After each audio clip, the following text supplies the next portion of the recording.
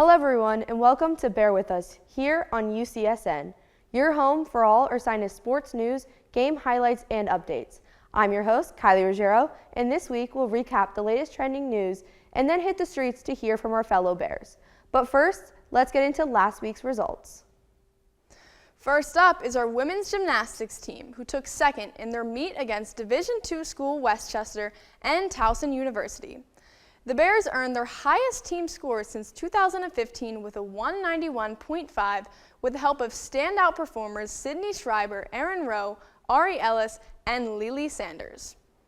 Over on the court, men's basketball has locked in their spot for the Centennial Conference playoffs. The men's team are currently ranked 4th in the conference, building on their success from last season. The women's team have also locked in their spot after taking wins against Swarthmore and Bryn Mawr College this month. Women's wrestling was over in Iowa 2 weeks ago for their annual For Hers duels hosted at Extreme Arena. The ladies had strong performances, taking wins against William Jewell College and Indiana Tech. Men's wrestling also had a huge meet in their Centennial Conference Championships, which we'll highlight later on in the program. Finally, men's lacrosse kicked off their season on Valentine's Day in Maryland, taking a loss in a tight game against Randolph-Macomb College. Here's a schedule of some of our upcoming Ursinus sporting events. Be sure to tune in to this week's games and cheer on your fellow Bears as the Centennial Conference Championships get underway.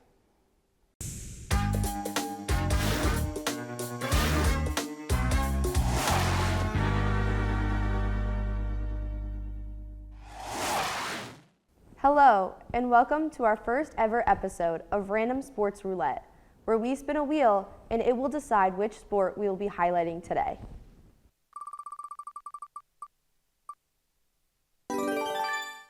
Well, looks like we'll be talking about wrestling today, so let's get into it. Big congratulations to the Ursinus College men's wrestling team for winning the Centennial Conference Championship.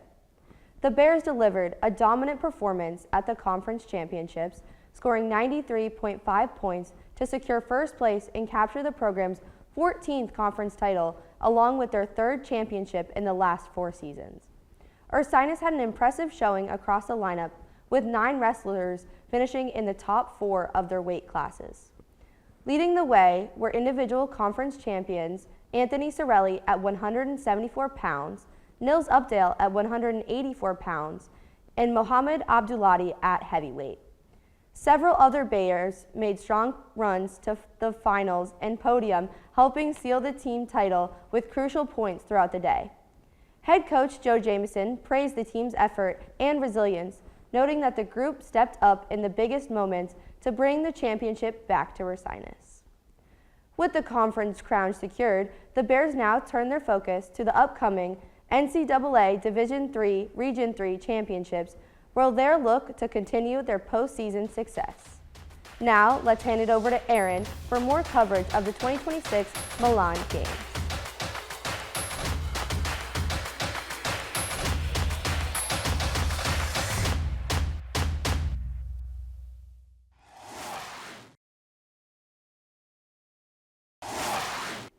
Well, triumph and heartbreak for some of our Olympic athletes this week. First up, Team USA's star skater Ilia Malinen, who was destined for gold, but it slipped all the way down to 8th place after a shocking, disastrous performance in the free skate. Malinen has been under immense pressure in these games, coming in as the face of these Olympics and the overwhelming favorite for gold despite never competing in the Olympics before. In the past few days, fans and athletes like Simone Biles, Nathan Chen, and Tom Brady have rallied in support, and thankfully Ilia is back on his feet and will take the ice for the exhibition gala, where he says he has something special planned for the fans. Over on the halfpipe, Chloe Kim's quest for her 3rd gold ends with a silver after just being edged out by her Japanese protege, Goan Choi. Chloe initially had the lead going into her 3rd run, but Choi scored a 92 to take the top spot, and Chloe was unable to top this, falling in her 3rd and final run. Over on the men's side of the halfpipe, the Australian Olympic favorite Scotty James will also be settling for his 2nd silver after falling on the final jump in a run that was likely good enough for gold. Instead, the gold goes to Japanese rider Yuto Totsuka. The trend of silver continues with American skier Mac Forehand placing second in the big air event, with many claiming he was robbed of the gold medal. Mac made history laying down the never-seen-before nose-butter triple cork 2160, pushing the sport to greater heights and leaving the crowd in awe. Unfortunately, the judges favored Norwegian skier Tormod Frostad, who claimed the gold. But thankfully, after all the silver for Team USA, it was triumph for Michaela Schifrin, who took gold in the women's slalom event early Wednesday morning, putting an end to her 8-year gold medal drought. Michaela has taken a lot of criticism after her nightmare performances in Beijing and again last week when she placed 11th in the giant slalom. But Michaela was finally able to silence her critics, delivering gold in dominant fashion. Here is the final medal count of the 2026 Winter Olympic Games. Be sure to tune in next week where we'll wrap up our Olympic coverage and highlight this year's greatest moments. Now, I'll hand it off to Kylie to introduce our special segment for this week.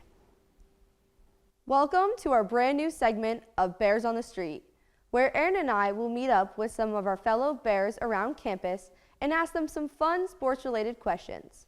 In this episode, we prepared some fun Ursinus sports questions that will hopefully get some good responses.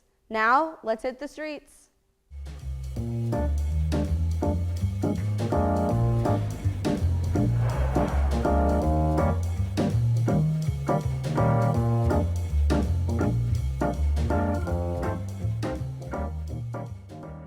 What professor here do you think would be good at a sport, and what sport? Honestly, I think Dr. C, and I think she would be great at like track or something. Doran Talsig, obviously. That dude's a baller. Doran Talsig, I think he'd be great at basketball. Professor Edwards. Yeah, I feel like she could do some good golf. Professor Cornelio in the Spanish department.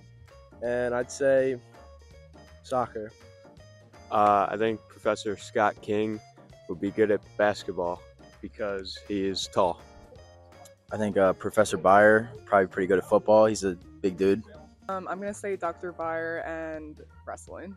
I'm going to say Dr. Byer and professional powerlifting. What sports team here would you not let date your kid? Track.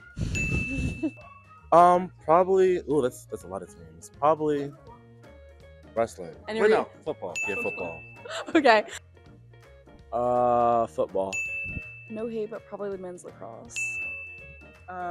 Men's lacrosse. Any reason for that? No comment. UC men's wrestling. Any reason why? It's a group of delinquents. I would say the basketball squad. They got some guys there that, you know. I don't know. I don't want to say my own team, but probably baseball. Men's lacrosse. UC men's wrestling. Yeah. Any reason for that? Dude, they got some nasty guys on that team. And what team here do you think could survive the zombie apocalypse? Honestly, probably us. Gymnastics. UC men's wrestling. Why? Group of delinquents. The football team, obviously. There's 100 guys there. I feel like there's enough manpower to survive. Also baseball. Baseball. I'm on the baseball team. I say us for sure. For why? I think we can stick together. We got team chemistry, but probably the most athletic on campus. I'm going to go for field hockey. I just feel like they're all very fierce and would do really well. Football. I would say baseball. They got like metal bats or like just bats in general, you know? Good weapons. Low-key, like women's basketball. Probably football. They probably just eat each other. So. All right, thanks, Asa. Well, certainly some interesting answers here. Now, let's head back to the studio. Well, that's our show for tonight. Thanks for joining us for our episode of Bear With Us here on UCSN, your home for all Ursinus sports news, game highlights, and updates. Be sure to tune in next Tuesday and every Tuesday at 7 p.m. on our UC Sportsnet YouTube channel. We'll see you then.